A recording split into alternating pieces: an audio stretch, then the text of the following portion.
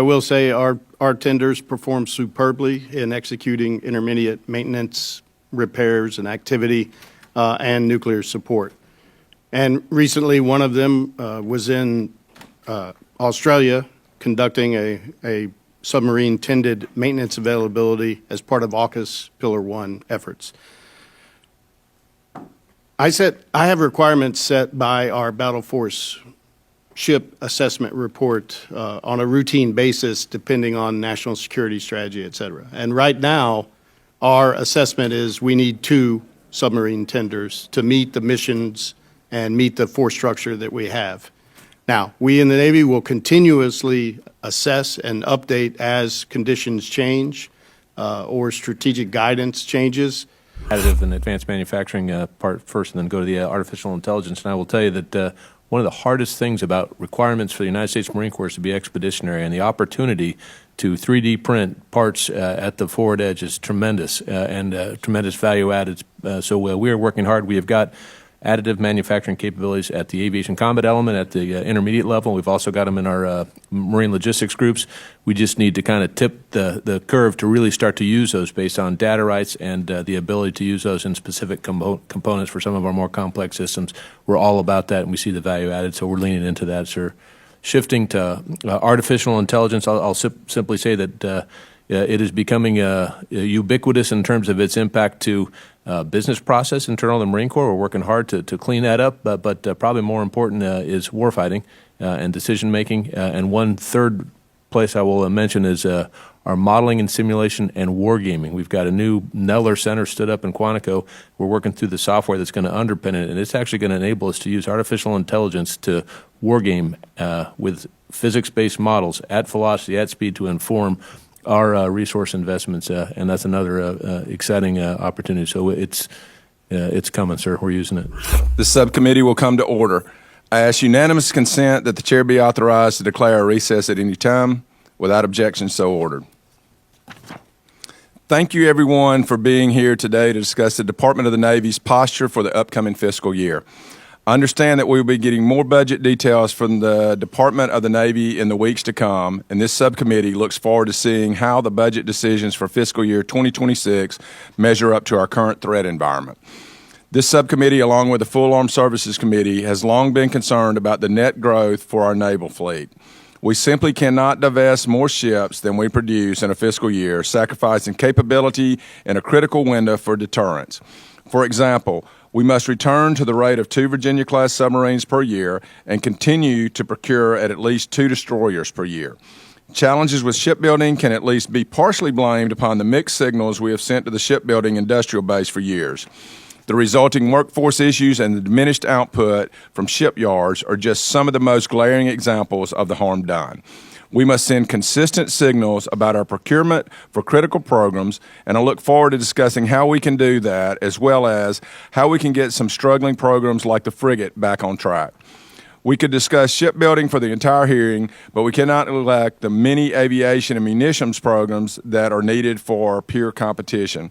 I look forward to discussing the plans for critical platforms like the P-8 and the KC-130Js, as well as critical munitions like the SM-6 and heavyweight torpedoes that underpin our deterrent posture. We must continue to invest in critical platforms and critical capabilities if we expect to further President Trump's peace through strength agenda. I'm encouraged by the prospects of additional money for shipbuilding, aviation platforms, and critical munitions in the ongoing budget reconciliation process. However, this is only the beginning of a national effort to strengthen our defense industrial base. It is only through consistent investment in our military and its systems and platforms that we can deliver on the promise of peace through strength. I now recognize my good friend, Ranking Member Joe Courtney, for his opening statement. Thank you, Chairman Kelly, and thank you to all the witnesses today. All 3 of our witnesses are accomplished professionals who bring a wealth of experience and knowledge to their portfolios, and we really appreciate your service. As our subcommittee meets today on June 4th, we are less than 4 months away from the start of the next fiscal year, and the administration has still failed to send Congress an actual budget with the necessary details to fund specific accounts and a 5-year defense plan, which is required by law. A 30-year shipbuilding plan, which the law also mandates, should be submitted at the same time as the budget submissions. None of that has actually been transmitted to the Hill so far. This budget submission, and we did some research at the staff level, is actually, as of today, is the latest in history, and by all what we're hearing is it's probably going to be the last week of June that we actually finally get the real budget document. As if this lateness isn't bad enough, the budget appendix, which was released on Friday, provided only top lines for accounts with no funding line breakdown. It did include a request for $20.8 billion for shipbuilding and conversion of the Navy, the SCN account, which is on its face is a drastic reduction from last year's SCN account when it was finally enacted at the end of the process, appropriated $36.6 billion. The math is pretty simple. The SCN account, as submitted, is $15.7 billion lower.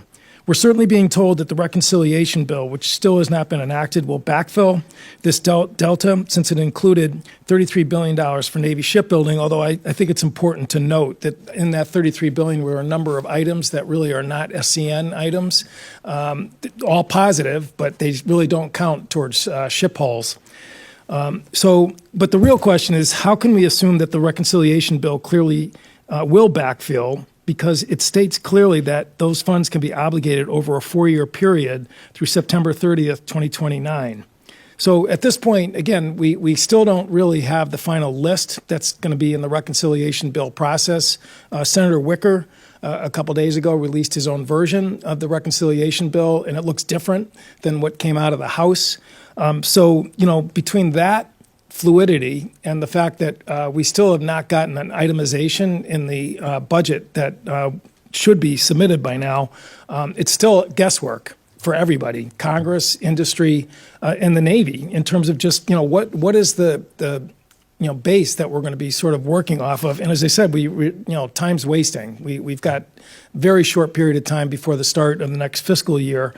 In the joint testimony that was submitted today, the witnesses correctly stated that the Navy must continue to provide a reliable demand signal to the industrial base to broaden interest, strengthen commitment, and encourage investment at all levels. And that's something which our subcommittee believes wholeheartedly, which is that procurement stability is one of the keys to really boosting investment in workforce, facility, technology that we need to really get shipbuilding up to the proper level. This panel has a long history of using its authorizing power to create procurement stability with multi-year contracts, robust funding, and timely decision-making, which, again, Chairman Kelly's leadership has definitely fostered those goals. But we are facing a big challenge this year to achieve those goals. And I know we'll work together, everybody on the committee, to work towards a sensible mark. Our witnesses today may not be able to fill in all the blanks that we're faced with, but I look forward to their insights and their perspective on what the Navy and Marine Corps require. Thank you, Mr. Chairman. I yield back. Thank you, Mr. Courtney.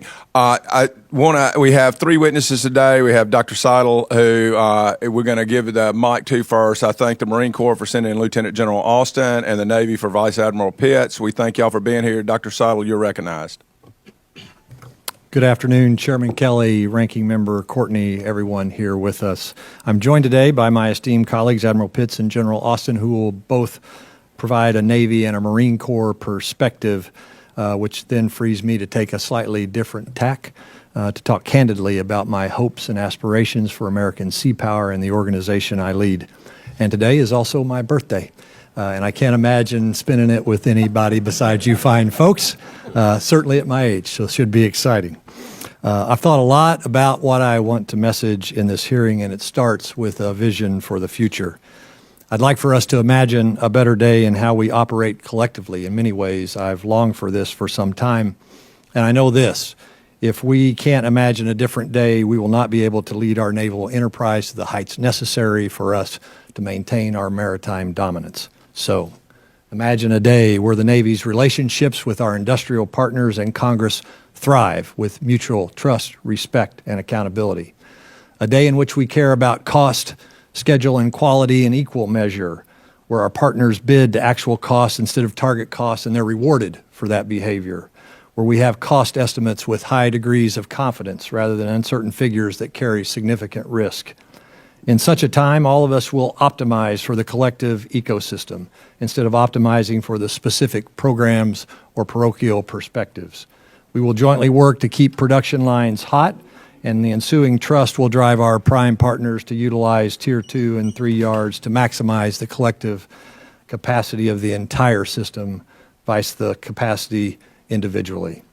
In the absence of this reimagined day, when the plan is overly aggressive with unacceptable risks, resulting in being behind schedule and over cost from the outset, it shouldn't surprise us that that's where we sometimes find ourselves later.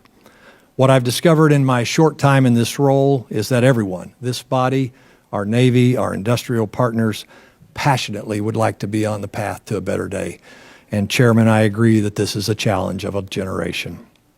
So instead of pointing fingers, let's start taking accountability for this system of governance that is sometimes lacking. The opportunity to change our approach is real, it's reasonable, it can be done. It simply means that all of us need to come together with the thought of maximizing the entire system instead of maximizing our own respective interests. And frankly, it is simply the right thing to do. For despite the opportunities for improvement that I've mentioned, we still have the finest Navy ever assembled in the history of humanity. And the collective we have made all of that happen. And it's worthy of our pride instead of our disdain. Our collective efforts and passion for the mission, for our Navy, for the nation, has allowed for greatness to also occur. To be the best at anything in this world is difficult. So for this committee, for our industrial partners who are watching today, and to the Navy leaders that have come and gone over the years, I say thank you for your efforts in fielding this incredible capability, for everything you've accomplished, for all of it. I'm going to say one last thing here today about my vision for and focus for the future. I will be about building the finest culture and work environments possible for our employees, sailors, and Marines. We're going to serve well and everything that entails. I firmly believe our finest moments in our everyday lives occur when we serve someone unambiguously. It brings us true joy, and by filling other individuals up, it also fills us up as well. We are genetically predisposed to it, but life and overwhelming tasking can sometimes get in the way. Great organizational environments are grounded on this notion of serving well. And culture is the driving force for almost every good thing that happens in organization, and it's not any different here in the Navy. My commitment to this body is we will be driving to enhance our culture everywhere and in every way by serving well. Serving our industrial partners, serving this committee, serving our employees, serving our sailors and Marines, and serving our Navy and nation. Because when our collective work environments are focused on serving each other every day in ways big and small, the best version of our Navy, to include our industrial ecosystem, will present itself. Chairman Kelly, Ranking Member Courtney, members of this subcommittee, our best days are ahead of us. I truly believe that, and I'm very excited to be a part of the team with you to get after these problems. Thank you. Admiral Pitts or General Austin, do either of you have comments? Yes, sir. I have an opening statement. Chairman Kelly, Ranking Member Courtney, subcommittee members, thank you for the opportunity to testify today on the Seapower investment priorities of the United States Navy. Thank you also for the work that you do in this subcommittee and in your home states to support our sailors and Marines as they protect the homeland. As the members of this subcommittee are well aware, the United States of America is a maritime nation. Our country must continue to be ready to counter threats and aggression around the world, but particularly in the world's oceans. The seas are the lifeblood of our global economy, our national security, and our way of life, with nearly 90% of global commerce traveling by the sea. The Navy safeguards the world's economy from hostile nations and organizations that threaten international waters. And when an enemy doesn't quite get it, you can find the Navy prepared to meet that challenge. In the past year, our sailors have defeated hundreds of drones and missiles and executed dozens of offensive strikes in the Red Sea and the Eastern Mediterranean. They have also strengthened our alliances and deterred Chinese aggression in the Western Pacific, and they have maintained a constant strategic deterrence posture with our ballistic missile submarines. In short, our Navy, integrated with the Joint Force, remains postured and ready to fight and win. Our business today deals with our nation's future. The Department of the Navy's priorities for funding will build an even stronger global force that is ready to defend our homeland, deter adversaries, and prevail in war, acknowledging that China is our most consequential opponent at this time. Our focus is on delivering capabilities now and into the future where required additional capacity. And our pending request to Congress will ensure our naval forces remain ready to execute our nation's tasking and preserve peace through strength. My view, as the Deputy Chief of Naval Operations for warfighting requirements and capabilities, on what our Navy will need in the future is the same as Secretary Phelan's and Acting CNO Kilby's, both of whom have recently testified. Our priorities have been to, 1, fully fund the Columbia-class submarine, the Department of Navy's highest acquisition priority, and address the modernization of the nuclear architecture that underpins it. Beyond that, our priority focus is on warfighting readiness and capability enhancements in order to deliver more readiness in both the near and long term. Jointly, as the Navy and Marine Corps team, Dr. Seidle, General Austin, and I recognize that we have our work cut out for us in order to build and sustain maritime dominance for another 250 years. Your leadership and support are critical in achieving this imperative. Thank you again for having me as a witness today, and I look forward to your questions. Thank you, Admiral Pitts. General Austin. Thank you, sir. Chairman Kelly, Ranking Member Courtney, and distinguished members of the subcommittee, thank you for the opportunity to appear before you today. I'm honored to join you alongside Dr. Seidle and Vice Admiral Pitts. Your Marine Corps has a long history of adaptation. In 2019, we came to Congress with a deliberate force design plan, shaped by the evolving character of warfare and informed by current and emerging threats. It was designed to continuously iterate, improve, adapt, and modernize our forces via a threat-informed, concept-driven effort to ensure we remain ready for the challenges ahead while fulfilling our role today as an essential part of our nation's Naval Expeditionary Force in readiness. We are executing this plan. It is not conceptual, it is operational. We are implementing force design. We cut legacy capabilities. We adjusted end strength, we reduced our civilian workforce, and focused our resources to provide the lethal and agile fighting force necessary to meet the threat. We passed 2 consecutive full financial audits, a point of pride for our service. Capabilities that existed only on briefing slides in 2019 are now in the hands of Marines. We must maintain momentum. We will continue to iterate, improve, and accelerate procurement and fielding of key capabilities at scale.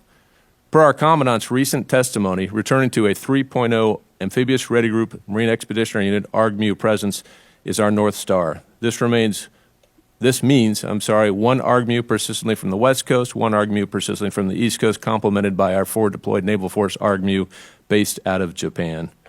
Our ARGMUs are our most flexible and responsive tools. They are critical to our national interests and indispensable to our combatant commanders. As part of force design, the Marine Corps identified a requirement for the medium landing ship, also known as the LSM. This capability is central to the success of our stand-in forces. It will provide maneuver, mobility, and sustainment enhanced by the ability to operate from beach to beach in the littorals. We are encouraged to be on the verge of procurement of the first article of what we call LSM Block 1, a non-developmental vessel. We are grateful for the congressional support for this program. That said, LSM is late to need. As such, we are working to mitigate this gap by executing a littoral maneuver bridging strategy. We are leveraging alternative platforms until we field LSM. We will use fast transports, landing craft, and contract commercial shipping to provide necessary surface mobility when and where needed, again, until LSM is operational in theater. There are many more essential capabilities, more material and non-material solutions that the Navy and Marine Corps are investing in and fielding, but I will hold there for now to retain time for questions. That said, I will state that we must move faster. We must accelerate procurement and fielding of key capabilities at scale. We must maintain our sense of urgency in the face of evolving threats around the globe. Ladies and gentlemen, the Marine Corps is changing. We're fielding new formations and new capabilities optimized for crisis response, poised to contribute to sea denial and sea control, and in many cases purpose-built for littoral operations. The change is real, it is necessary, and it's honestly exciting. But what has not and will not change is that your Marines are soldiers from the sea. They're warfighters, naval in character, an essential component of our forward-deployed, integrated, and lethal naval expeditionary forces operating alongside our Navy partners. We appreciate your continued support, and I look forward to your questions. Thank you.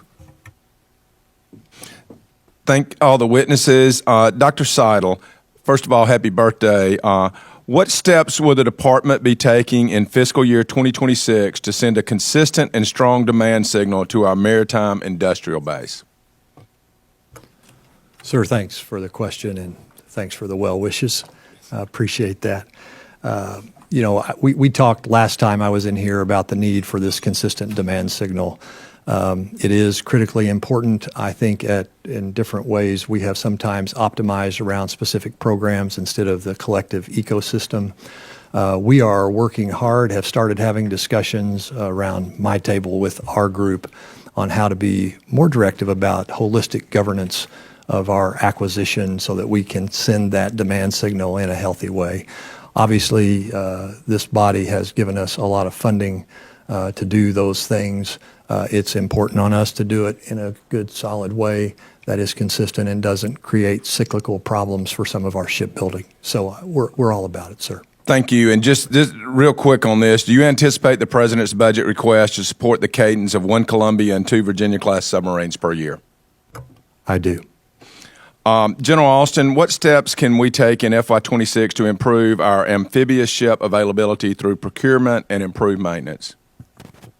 Thank you for the question, sir. As stated by a Commandant in his testimony and my opening comments, we remain very focused on a 3.0 ARGMU presence. And also per the 24 NDAA, we're been tasked to get to this continuous presence as soon as practicable. The truth is, to get there, it's a balance of to fix what we have, work on amphibious ship readiness, and we're working closely with the Navy under the direct supervision of the acting CNO and the Commandant of the Marine Corps, and also buy what we need. And so right now we are taking a journey to chart a path, which won't happen overnight, but we need to understand what the requirements are to have the amphibious force that will source a continuous 3.0 ARGMU presence. So we are working through those processes right now. The short answer, sir, is fix what we have and buy what we need. Thank you. And you answered part of this. I'll come back if I have time about the non-developmental landing ship medium. And so I thank you for your efforts there. It's important that we get that program on track, keep it on track, and get the Marine Corps what they're asking for and what they need. Admiral Pitts and General Austin, can you speak to the role of USVs will play in the Navy and Marine Corps arsenal, and how can we best integrate this rapidly innovating technology? Thank you for the question, Mr. Chairman. In the Navy, we are aggressively pursuing unmanned capabilities that help us bolster our depth, our reach, and our lethality of our conventionally manned fleet. And in the specific area of unmanned surface vessels, we are pursuing a family of unmanned surface vessels, smaller ones that help us do sea denial type missions, and then on the medium-sized level to help us do a variety of missions that either complement our manned force or replace some things that our manned force can do. I think we are aggressively pursuing these options, and you'll probably see some more about it once we roll out PB 26. Over. And just real quickly, General Austin, what the Marine Corps? Sir, we are similarly experimenting with manned-unmanned teaming to sense, to communicate, and as fires platforms more in a small, gusting, medium-sized unmanned surface vessel. Okay. And then finally, could each of you speak about your service's efforts to recapitalize your C-130 fleets for the latest J model? And can you describe the importance of these aircraft to your operations and strategy to minimize gaps in airlift capability? In the Navy, sir, we're taking a C-130, a modified C-130 to replace our TACAMO mission, one. Two, in the reserves, we're trying to replace our C-130Ts that don't have very good operational availability with our C-130Js. Sir, as a very recent wing commander in Okinawa, Japan, I can tell you that the KC-130J is a workhorse of our ace. We've got 4 active squadrons, 1 reserve squadron. We're biasing that force forward, and we're an all-J fleet. And real quickly, with the time I have left, General Austin, what are the current plans in addition to what you've already told us for landing ship medium? Sir, the plan right now is a 3-tiered approach, with the first tier being per Part 128 of the 25 NDAA to buy a non-developmental item across a series of platforms. Following that, we're going to take a look, experiment, and understand what Block Next looks like, but we have time to learn, all undergirded by the bridging solution, the bridging strategy articulated to solve the problem. Time now for littoral maneuver, sir. Thank you. My time's expired. I now recognize the ranking member, Mr. Courtney. Thank you, Mr. Chairman. And first of all, I want to thank the witnesses for your testimony, which, again, didn't have the full detail of a budget, but at least gave us some direction in terms of where the budget's going to go. And in particular, the full funding for Columbia and also funding levels to get us over the hump for a Block 6 contract, which, again, is almost now getting on to 2 years behind schedule, which, again, is all about getting that procurement stability and demand signal, sort of locked into place that's there. And having been up to the final assembly building in Groton for Columbia, I mean, there really now seems to be a real plan for critical components to come in from Newport News as well as Northrop Grumman, which I think, we're pushing the timeline in the wrong direction. And now I think that we have a real schedule. Hopefully, that's going to move to the left. So last year, and I know Ms. Kiggins is familiar with this, is that industry and the Navy presented an option to the Department of the Navy, the Shipyard Accountability Workforce Support SAWS proposal, which was to allow sort of flexibility in previously appropriated funds to be moved forward so that the shipyards could address what I think the Navy correctly identified as a real question, which is that the wage rates for people in the metal trades just were not significant enough in terms of other sectors in local economies, such as retail, hospitality. That was not adopted, but instead we passed a pretty healthy wage improvement allocation in the final appropriation. This week, actually, the shipyard workers are going to see their their paychecks go up as a result of that funding, and hopefully, again, that's going to really move the needle on hiring and retention. But Dr. Seidle, I think you understand that this has got to be more than a 1-year sort of effort. And in terms of just, again, generally speaking, do you see that sort of workforce focus in terms of the budget continuing for next year? Yeah, thanks for the question. I've been up there to see the efforts at Electric Boat 2, and to your point, that organization is doing a good job right now, in my opinion, of trying to claw back some schedule and really provide some improvement on that front. The workforce issues that you've talked about, certainly a great outcome to see the wage increases up there. We talked about that the last time that I was together. It is clearly a focus for us in what we're doing in support of the submarine industrial base and the maritime industrial base. This body has been great about providing us funding to get after it, and it is going to be a continual issue. And I know there's further funds being discussed this year in reconciliation as well to get after some of these issues. But yeah, it is the uplift that we need in all fronts to drive this industrial base improvement. Well, thank you for saying that. And again, this is really just about sort of resetting the labor market to what it was in the Cold War, where again, you had that delta, that differential that really created an incentive for people to go into the yards. I just want to spend a minute on carriers, whether or not, again, that is still a priority, for a strategic priority for the Navy, and particularly is the Navy committed to continuing the FA-XX program to provide aircraft into the future for those carriers? Yeah, two things there. Certainly, a strong requirement for a sixth-gen fighter still is there, and I know there's a lot of discussion about that right now, but the Navy position on that is there is a requirement that's necessary. From a carrier perspective, we've talked about this previously, the importance of maintaining them on 4.5-year centers and making sure the advanced procurement is there. Very critical, and we're leaning into that now as well, and I think we're all on the same page there. Thank you. Yield back. Now recognize the gentleman from Michigan, Mr. Bergman. Thank you, Mr. Chairman, and thanks to all of you for being here. Number one, happy birthday. They had my parents, just so you know, a data point, my parents, had they still been alive today, would have been their 87th anniversary. So we have birthdays, anniversaries, but we got some serious discussion here. Dr. Seidle, the House passed reconciliation bill included a $1.9 billion for procurement of 8, medium landing ships. Clear congressional intent to accelerate the program. So, given the Marine Corps' urgent need for mobility and logistics needs in the Pacific, are we moving fast enough?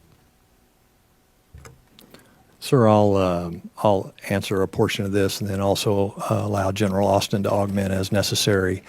Certainly, whenever we canceled that procurement at the end of 24 in December, when the costs came back too high, I think from that time we have moved very aggressively, being in alignment with our Marine Corps partners. We developed top-level requirements. We've went out, procured designs, in the process of doing that right now to get the tech data package. We are ready to move, assuming the funding arrives, to proceed with construction of LSM-1. And then we're talking about LSM Block next, and there's bridging strategies. But General, I'll turn it over to you for any augmentation. By the way, I know you'll make it short because I got a couple more questions and time is finite. Appreciate it. Sir, I'll be very short. I'll just say that nested within a troublesome approach to the RFP process, it was canceled because it was overpriced. We've done some amazing behaviors in very short order, gotten to where we are nearly shovel-ready to move out with LSM Block 1. I'm proud of that. Okay, great. Again, Dr. Seidle, the lead ship of the Constellation-class frigate, is now 3 years behind schedule, partly due to post-contract design changes made by the government, something Secretary Phelan has referenced in a recent HAC-D hearing. The point is, and I know he visited the shipyard, I think, last week, can you walk us through the Navy's plans to get this program back on track and what lessons we're applying to prevent similar delays in future surface combatant acquisitions? Sir, yeah, appreciate that. You're correct. The Secretary had a chance to get up there and get eyes on that shipyard last week. I, too, have been up there. Design was a big part of this problem that created the delay. We did surge designers up there over the last 12 to 18 months, 60 of them, to improve that. We're at about 83% right now on design completion. Expect to have a functional, capable design, stable design this summer. We also had a red team assessment. I'll try to be super quick here, but we had a red team assessment, and we're looking at different COAs. The issues up there are workforce, workload, and some of the infrastructure. There's been a lot of work that's gone on, and we have some different opportunity space there to improve it. Got some new leadership there now as well. Attrition numbers coming the right way. I'm encouraged by some of that, but we have work to do to get to the right place there. Okay. Thank you. General Austin, can you give me just a quick assessment on how the MQ-9 Alpha effort is progressing and how you see this capability as evolving throughout our upcoming, and this is the acronym of the century, the MUX-MAIL.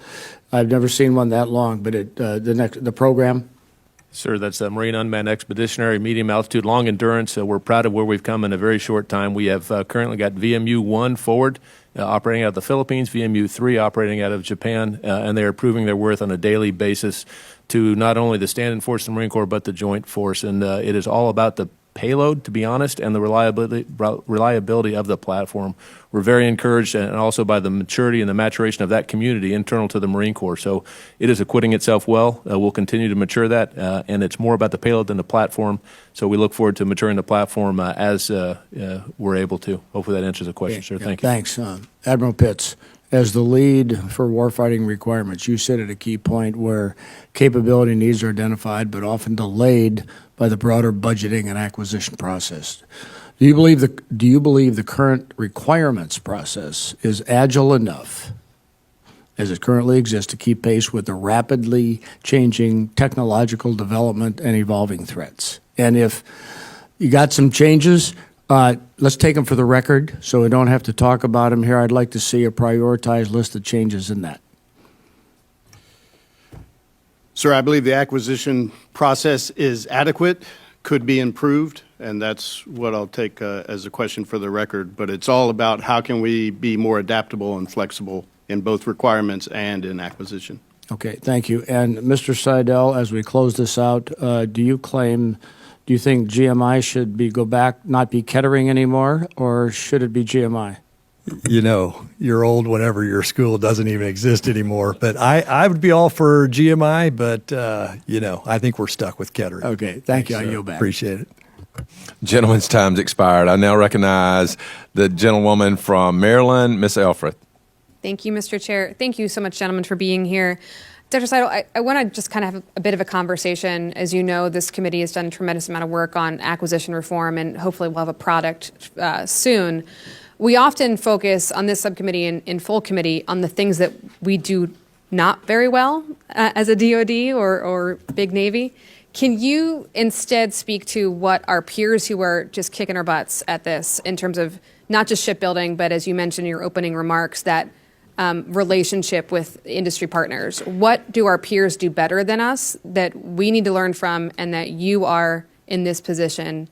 What ideas are you stealing from other folks? Ma'am, if you got time for a quick story, I'll tell one.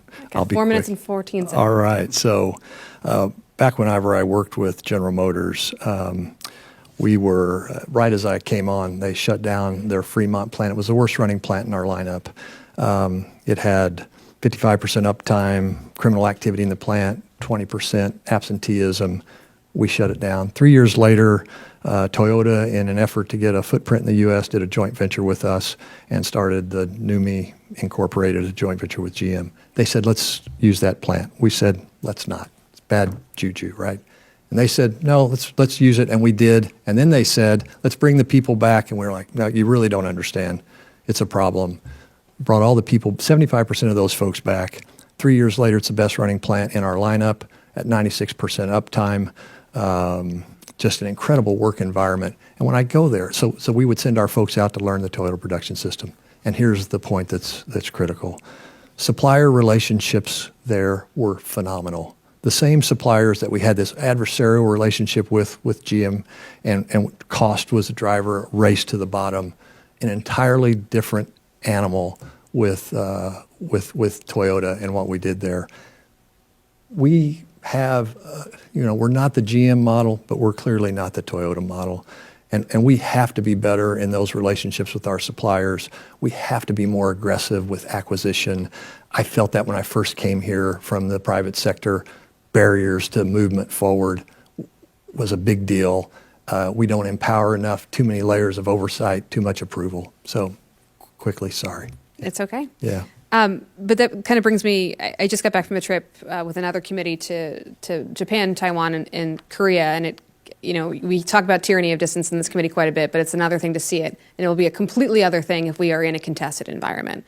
And so we talk a lot about shipbuilding here, which is we absolutely need to be doing, but we don't talk as much about repair, particularly in Indo-PACOM and in a contested environment. So can you talk to me, and this is for the whole panel, about priorities and pre-positioning, particularly as it relates to ship maintenance? I'll make a quick comment and then turn it over to my brethren here. Certainly have had a chance. The Secretary just went to that same region. We've had a lot of discussion about maintenance, repair, and overhaul and where you can do that. Some of those yards are very impressive, a lot of modernization, the ability to help us a lot. We clearly need to be all about that, also with our Australian partners, but I'll stop there and offer up others.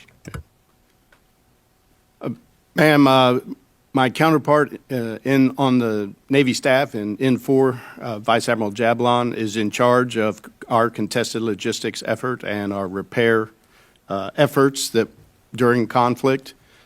So he can speak better, and I'll take that question for the record. I will say on the submarine side, we have our submarine tenders to help navigate repair battle damage and reload capabilities as one of those ways that we would manage it in combat. Oh.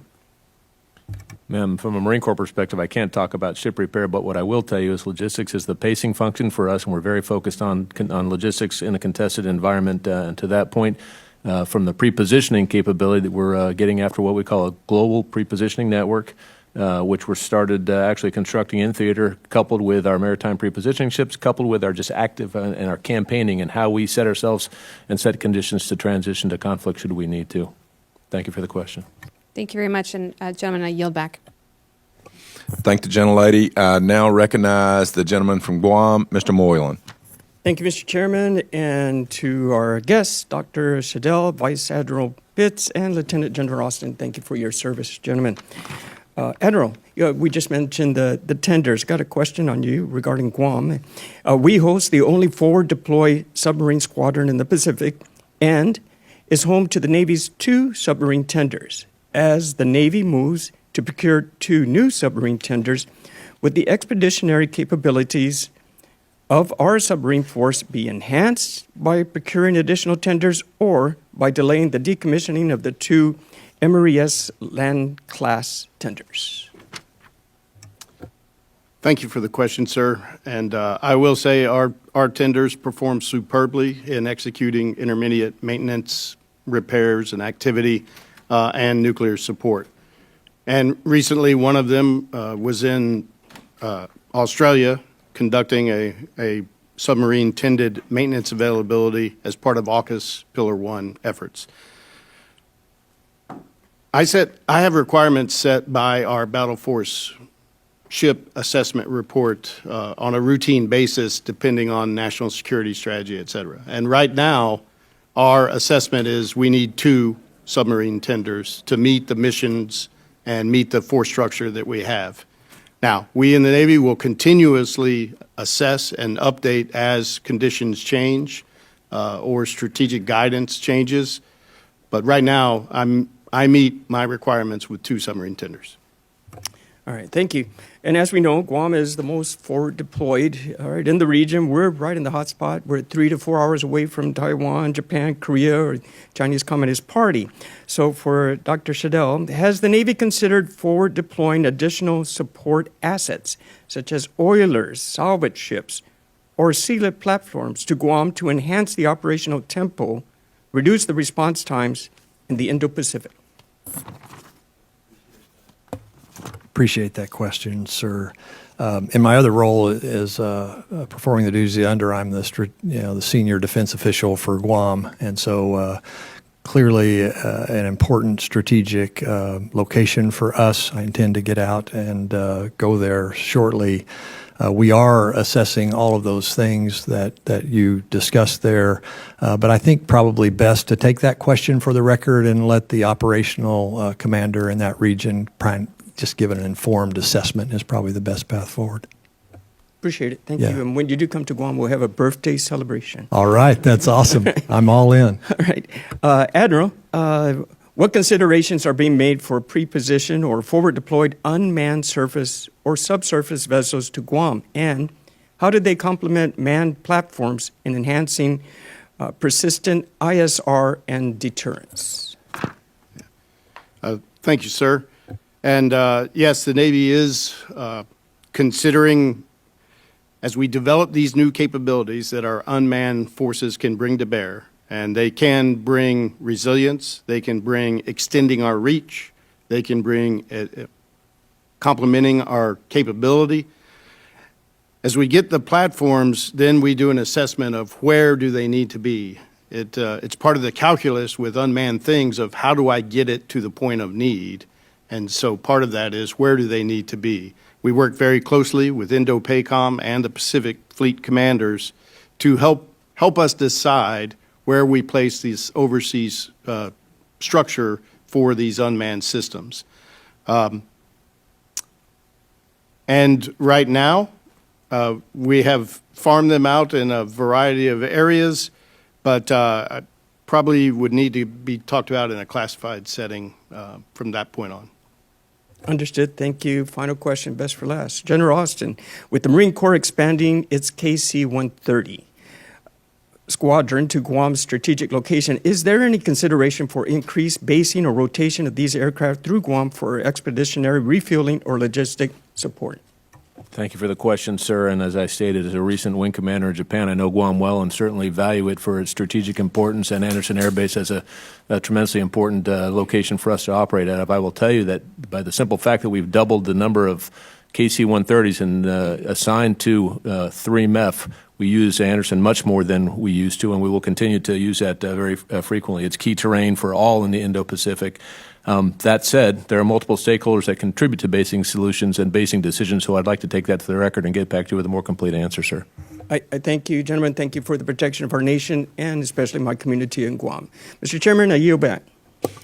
I now recognize the gentleman from Louisiana, Mr. Higgins. Thank you, Mr. Chairman. Gentlemen, thank you for being here. Happy birthday, good sir. I'm quite sure you envision spending it with Congress. Yay for you. It's a thing. Yeah.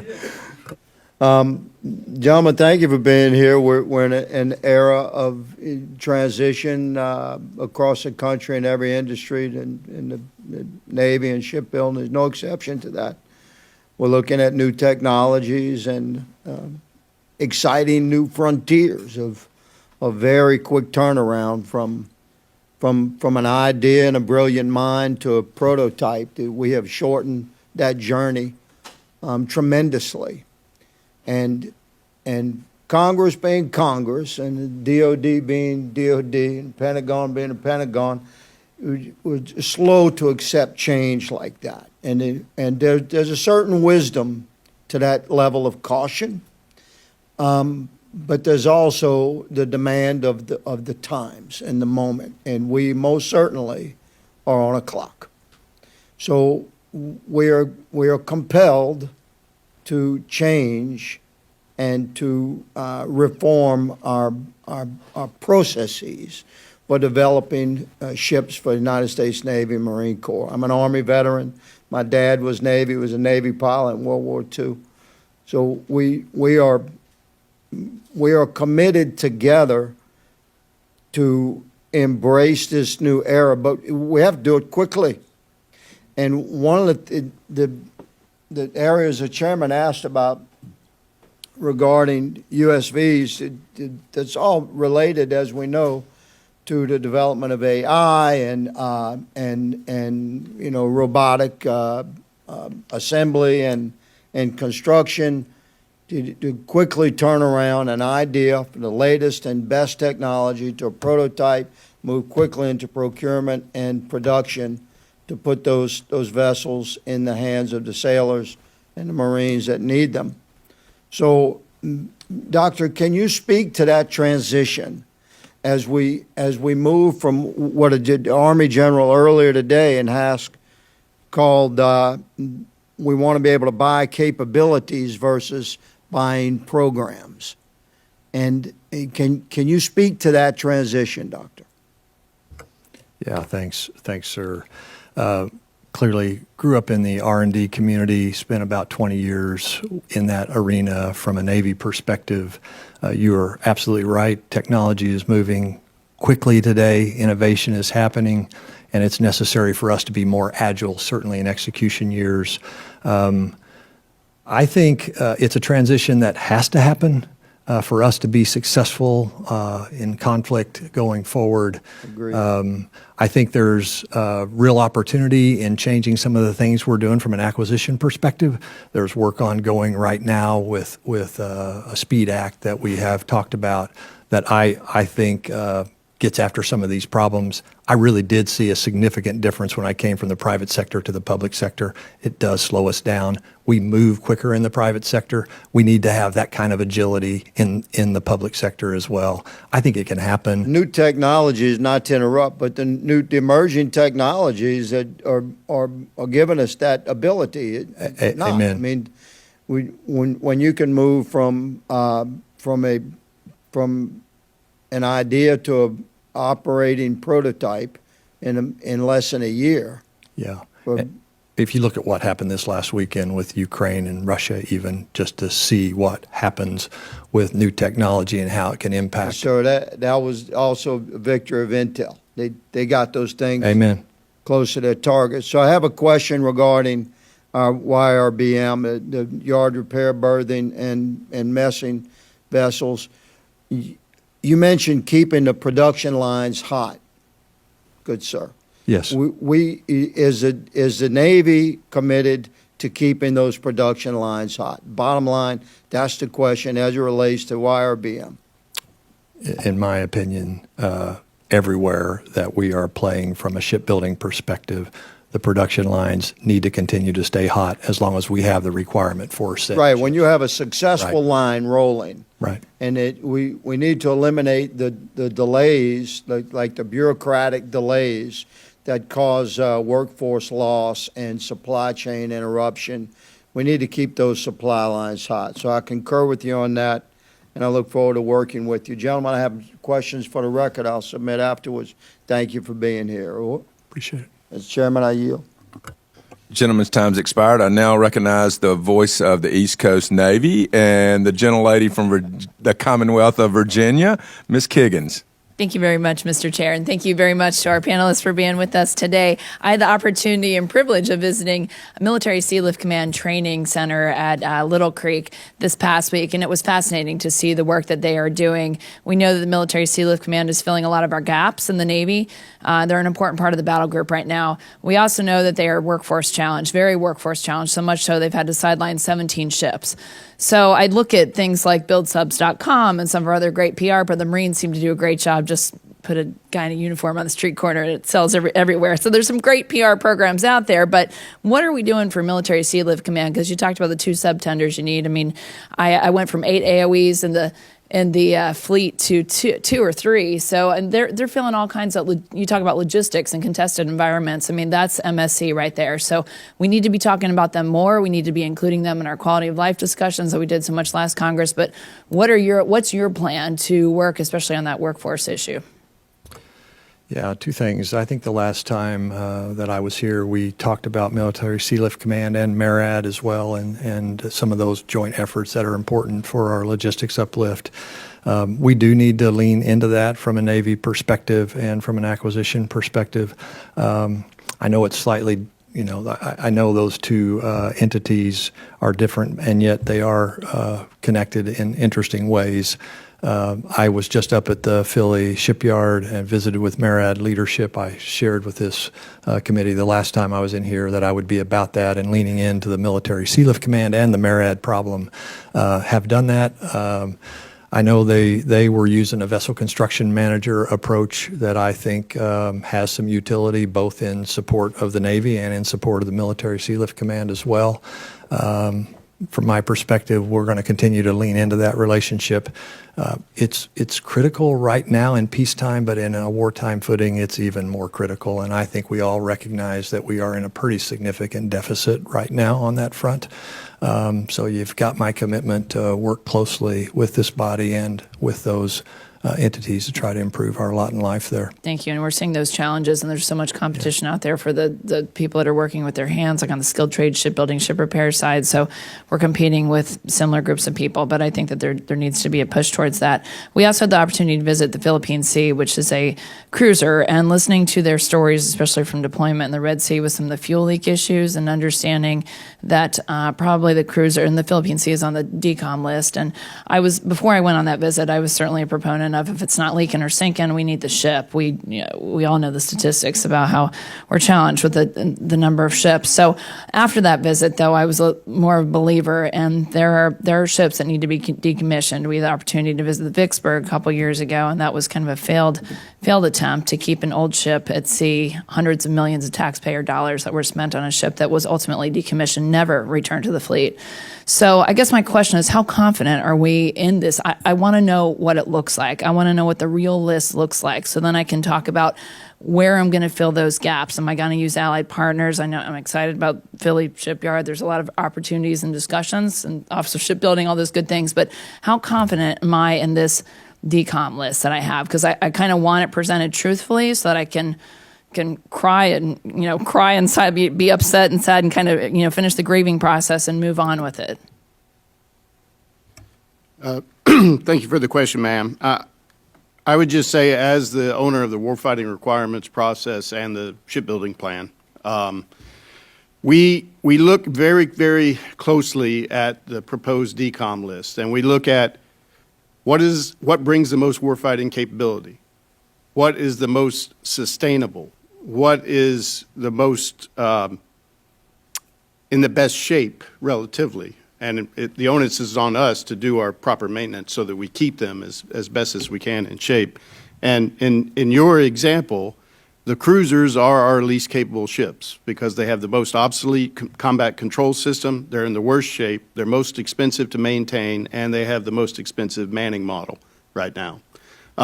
We have suggested decom them so that I can use the funds for modernization of my DDGs, which are much more capable, and bring the combat capability we need in that forward flight, which is why you will see us extending some of our destroyers in order to fill the gaps that our cruisers were leaving. And Surf Lance said the same thing. We met with him about we could extend those to, he said 100 plus years, but a lot more years.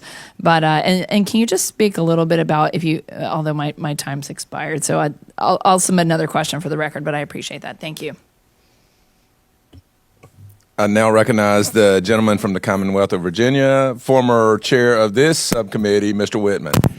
Well, thank you, Mr. Chairman. I'd like to thank our witnesses for joining us. Dr. Seidle, I want to focus on Virginia-class submarines. We know the strategic and tactical overmatch that they give us. It's disappointing to see the production rate still at 1.1 per year. And when you combine that with our obligations in AUKUS, we are on a very, very bad path there. Can you tell me, since 2018, Congress has appropriated $9 billion towards the effort to increase Virginia-class production. Doesn't look like to me the needle's moved. Can you tell me where did that $9 billion go? Secondly, is we know that we have to make sure that we are looking at the long term, and last year's budget came over with the predicate that the reason we weren't going to more than one was because we couldn't produce more than one. Now, we see what you've given to us as production rate now.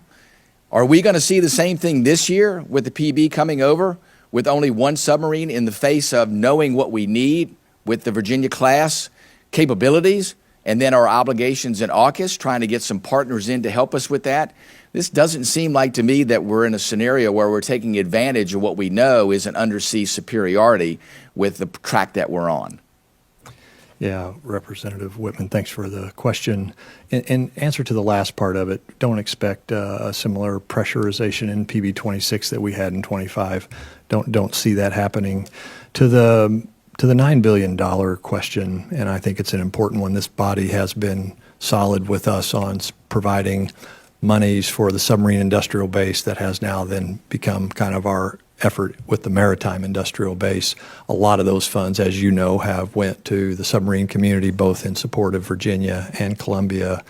I would tell you, we have this discussion a lot, that those efforts have been about workforce hiring and retention. They have been about supply chain resiliency, modernization of the yards, strategic outsourcing, infrastructure issues. And if you go to those sites where we're working, we have seen absolute improvement in those arenas. The problem is building these ships take a long time, and we're not seeing it yet on the tail end of this. The ship's coming off faster, so there's always this question, is our money being put to good use? I would tell you that it is. I can go through the data. I've done that some here with this group on the improvements that we've seen in workforce, supply chain.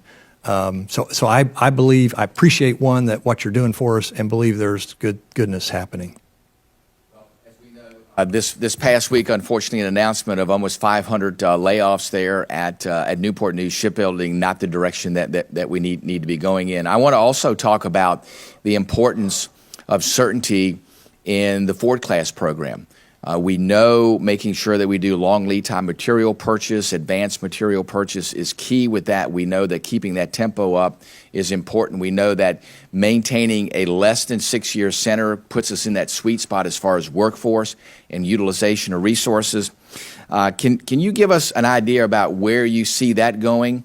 Because I know there's been some talk about moving the advanced procurement from FY26 to FY27. If we do that, all of a sudden our centers now get out of sequence for getting to that sweet spot, and then all of a sudden we're going to be back to having layoffs again, longer periods of time. And we know what happens with that. We know it costs more to build a ship when you elongate the period of time center to center, and we know that you have to reconstitute workforce because you're laying people off and then bringing them back, the very thing that we want to avoid. Yeah, thanks for that. First and foremost, certainly in the same place that you are on the advanced procurement, and we're working to make sure we have that in 26. It is important. I also agree that we need to stay on 4-year centers. I know we had a block buy for 80 and 81, saved about $4 billion for the taxpayer. We also believe that a block buy for 82 and 3 would save an additional $5 billion. It is critical because as you elongate those centers, it does create exactly the kind of problems that you talked about. We are also, I'll just say for that class, it's the most survivable, lethal, adaptable airfield in the world, and it is doing a great job. It's not lost on me that every time something happens in the world, we say, where are our carriers is the first question. And then the second question is, which one are we sending to the region? 78 and 9, a lot of learning taking place from that. Yeah. That's paying some dividends in 81 now. I know we had some out-of-sequence material in 80 that's caused some delays, but we're seeing improvements on 81, even though it's still early in the build. But like what I'm seeing there. Very good. Thank you, Mr. Chairman. I'll yield back. I now recognize the ranking member, Mr. Courtney, who's also an East Coast Navy guy. Mr. Courtney. Thank you, Mr. Chairman. And first of all, I just want to also join my colleagues in terms of wishing you a happy birthday. I haven't gotten to know you over the last 6 to 8 months. Actually, I think this is your idea of a fun way to celebrate your birthday. And that's a little sad, sir, but yeah. Yes, that's and again, Mr. Whitman's comments about the build rate is obviously something we watch like a box score that's here. I would note the tonnage volume, though, is going in the right direction, and that your testimony about the fact that the Wisconsin lessons learned on the Columbia program, I think, is really going to help get Columbia, in a virtuous cycle in terms of its production cadence, which is going to spill over into the Virginia program. But we've definitely still got more work to do, and the wage improvement issue, which you and I discussed earlier, I think is key. I'll yield back. With that, I thank the witnesses for your testimony here today. Did you have something, Mr. Can we go to a second round? Well, if we do, it's going to go. Mr. Higgins had some, and Ms. Kiggins had some. So that's fine. Whatever you want to do. Yeah, sure. Yeah. Okay. Mr. Higgins. Thank you, Mr. Chairman. You're always gracious. I had a question, Doctor, and perhaps all you gentlemen can address this connected to our earlier conversation regarding new technologies. How is the Navy addressing and leveraging and entering the realm of new technologies that include AI and 3D printing for repair, construction? It's a fascinating new realm, and it's important that we embrace it. And my question for follow-up was going to be that. So if each of you could perhaps address that. Yeah, first, from an additive manufacturing perspective, I will tell you that a lot of that work with the SIB and the MIB that we talk about, the advanced manufacturing piece of that is us leaning into additive. One of our next SSGN availabilities will have 33 additively manufactured parts. So I think we're making good progress there to try to lean into that. To your point about artificial intelligence, I think we are setting on a sea change in how we do a lot of things, and I think that capability has, it has the potential to change our approach in a lot of different ways, and we've been having discussions about how we lean into that better. to ensure that we're moving at pace on what AI can mean for us, not just in business systems, but also in our shipyards and in our production arenas. Quite frankly, we haven't leaned into that enough yet, but having a lot of discussion about the impacts positively that can make. Yes, Over. sir, Admiral. Yes, sir. I would say AI is galvanizing our fleet. Every domain uses AI in some form or another in its combat systems or weapon systems or navigation and command and control systems. We have a partnership, a trilateral partnership as part of AUKUS Pillar 2 on AI mechanisms through combat systems. And then on the process side, in our maintenance, as we do our perform to plan on our maintenance to improve our surface ship and submarine maintenance, we see big promise with artificial intelligence and helping us navigate through the processes so that we can make improvements there. Sir, General. Thank you for the question, sir. I'll tell you, I'd like to start with the additive and advanced manufacturing part first and then go to the artificial intelligence. And I will tell you that one of the hardest things about requirements for the United States Marine Corps is to be expeditionary, and the opportunity to 3D print parts at the forward edge is tremendous and tremendous value added. So we are working hard. We have got additive manufacturing capabilities at the aviation combat element, at the intermediate level. We've also got them in our marine logistics groups. We just need to kind of tip the curve to really start to use those based on data rights and the ability to use those in specific components for some of our more complex systems. We're all about that, and we see the value added, so we're leaning into that, sir. Shifting to artificial intelligence, I'll simply say that it is becoming ubiquitous in terms of its impact to business process internal to the Marine Corps. We're working hard to clean that up, but probably more important is warfighting and decision making. And one third place I will mention is our modeling and simulation and wargaming. We've got a new Neller Center stood up in Quantico. We're working through the software that's going to underpin it, and it's actually going to enable us to use artificial intelligence to wargame with physics-based models at velocity, at speed, to inform our resource investments, and that's another exciting opportunity. So it's coming, sir. We're using it. Thank you, gentlemen, for that answer. Thank you, Mr. Chairman, for the additional question. I yield. Thank you, Mr. Higgins. I now recognize the gentleman from Virginia again, Mr. Whitman. Thank you, Mr. Chairman. Lieutenant General Austin, I wanted to go to you because I think the emphasis on amphibs, especially as we have a global crisis response force need, is more important than ever. And I think the 3.0 ARG-MU presence is one of the top priorities in the Navy Marine Corps team. And obviously that doesn't come easy. It takes a lot to be able to sustain that, to be able to field that. And it starts initially, in my mind, with making sure we have the requisite number of amphibious ships. And we know that that is a hard place to be, even though we place the 31 requirement in the law. We know the effort that it takes to be there. It's not just maintenance, but it's also build rates, and we know we have to ramp up LHA production. We know that based on some evaluations, the projections are a little overly optimistic as far as what we need to do to get there. But give me a perspective on what you believe it will take to get to and maintain a 3.0 ARG-MU presence, and looking at all the aspects, maintenance, manning, building, the whole perspective. Sir, it's good to see you. Thank you for the question. It's an important question and one that we're trying to tackle right now. Thank you again to our Congress for our 31-ship mandate, which is our floor, which we don't think is adequate to meet the 3.0 ARG-MU presence, and then the subsequent 24 NDAA, the direction to figure out how to get to a 3.0 continuous presence as soon as practicable. Yeah. We understand that it requires, again, inventory and readiness, and we're working closely with Admiral Pitts and his team. We're working very closely time now to resolve that, to understand what the inventory requirement is, coupled with assumptions tied to readiness, which, as Admiral Pitts said, and we're working through, the amphibious readiness is not where it should be right now. We've got a lot of work to do, and we're partnering on that as well.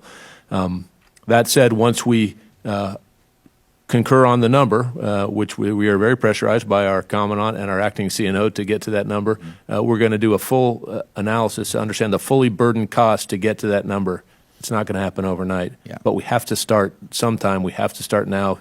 Congress has told us to do this, so we're getting after that right now. So that's the process we're following. I don't have an answer except to tell you right now, sir, that 31 is not adequate to get us to a 3.0 RGMU presence.